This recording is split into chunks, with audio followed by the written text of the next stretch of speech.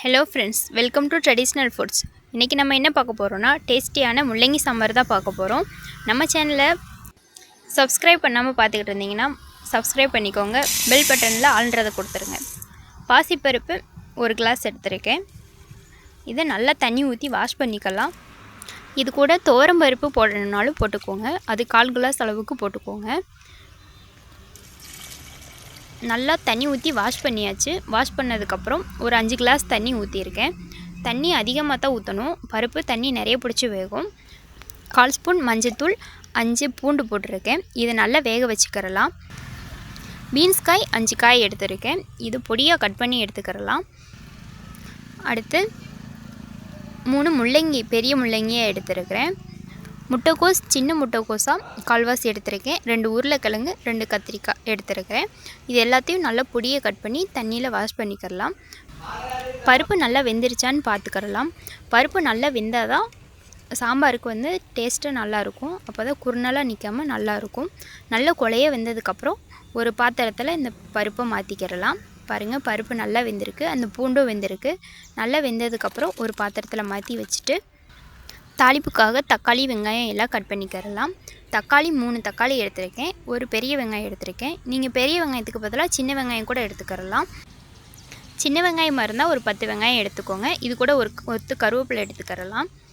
காயெல்லாம் பொடியாக கட் பண்ணி எடுத்தாச்சு. நம்ம இந்த காயெல்லாம் ஃபஸ்ட்டு போட்டுறணும். கத்திரிக்காய் மட்டும் லாஸ்ட்டில் போடணும்.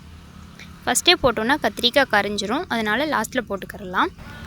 தாளிக்கிறதுக்கு ஒரு பாத்திரத்தில் 3 ஸ்பூன் எண்ணெய் ஊற்றிக்கிறலாம். எண்ணெய் நல்லா காஞ்சதுக்கப்புறம் 1 ஸ்பூன் கடுகு நல்லா பொரிஞ்சிட்டும். நல்லா பொரிஞ்சதுக்கப்புறம் 1 ஸ்பூன் ஜீரகம் போட்டுக்கிறலாம்.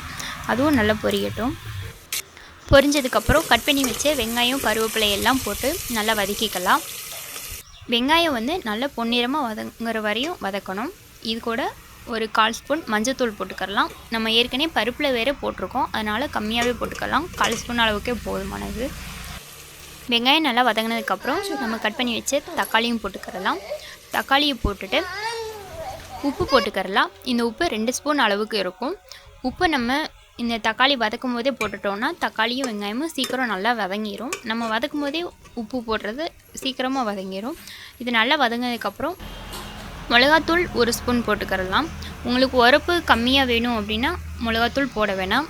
அதிகமாக வேணும் அப்படின்னா 1/2 ஸ்பூன் அளவுக்கு மிளகாத்தூள் போட்டுக்கோங்க. சாம்பார் பொடி ஒரு 4 ஸ்பூன் போட்டுக்கோங்க. இது ரெண்டும் போட்டுட்டு நல்லா அந்த மசாலா பச்சை வாசனை போகிற வரையும் வதக்கிக்கோங்க. அடியில் அடி பிடிச்சிடாமல் வதக்கிக்கோங்க. இல்லைனா மசாலா கருகிரும். மசாலாவில் பச்சை வாசனை போனதுக்கப்புறம் தண்ணி 1 செம்பு ஊற்றிக்கிறலாம். தண்ணி 1 செம்பு ஊற்றினதுக்கப்புறம் நம்ம கட் பண்ணி வச்ச இந்த காய் எல்லாத்தையும் இது கூட போட்டுக்கிறலாம். எல்லா காயும் போட்டுட்டு பச்சை மிளகா ஒரு 3 பச்சை மிளகா போட்டுக்கிறலாம். பச்சை மிளகா போடுறது டேஸ்ட்டு ரொம்ப நல்லாயிருக்கும். காய் எல்லாம் நல்லா வெந்ததுக்கப்புறம் இந்த கத்திரிக்காயும் கட் பண்ணி போட்டுக்கிறலாம். எல்லாமே நல்லா வேகணும். எல்லாம் நல்லா வெந்ததுக்கப்புறமா நம்ம இந்த பருப்பு எடுத்து வச்சுருந்தோம்ல தனியாக, அந்த பருப்பையும் இது கூட ஊற்றிக்கிறலாம்.